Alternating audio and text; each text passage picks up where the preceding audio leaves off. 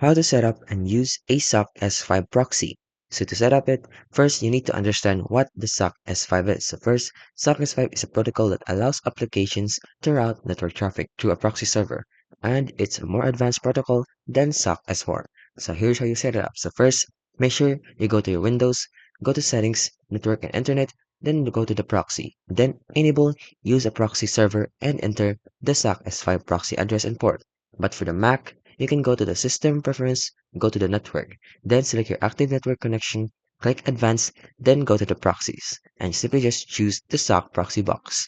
And for Android, same as well, go to the Settings and go to the Wi-Fi, and long press on the connected network, and then modify the network. And for iOS, you can go to the Settings, go to the Wi-Fi, and then tap on your connected network, scroll to HTTP proxy, and select Configure Proxy, and then to the manual.